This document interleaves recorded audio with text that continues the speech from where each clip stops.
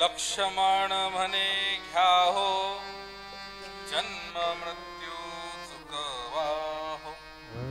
अभंगाच्या शेवटच्या चरणात याची फलश्रुती सांगितलेलं आहे।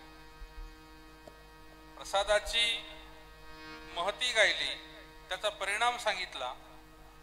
परिणामाची परिणिती कशात होते? मी तू हा आप परभाव नष्ट होण्यात होते, त्याच्यापासून ज्या सुखाची प्राप्ती होते ते अमाप आहे। आणि हे एवढं कशासाठी? एवढं प्राप्त झाल्यानंतर जे आमचं अंतिम ध्येय आहे, लक्ष्मण म्हणे घ्या हो जन्म मृत्यू चुकवा हो।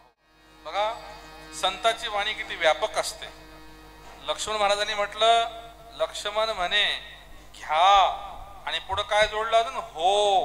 म्हणजे किती आपुलकी आहे, व्यापकता आहे। घ्या, एकाला कोणाला तरी घे म्हटलं नाही, एकेरी शब्द वापरला नाही।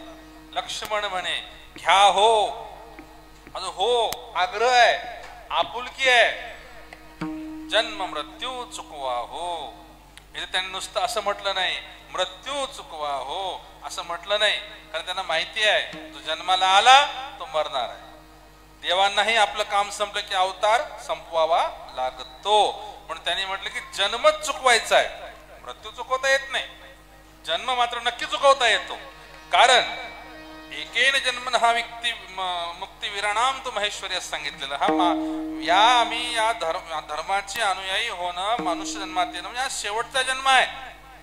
जर आम्ही इथं माणसासारखं राहिलो तर आम्ही आमच्या मूळ स्वरूपाला परत जायला वेळ लागत नाही। जन्म हा अखेरचा होऊ शकतो, केव्हा?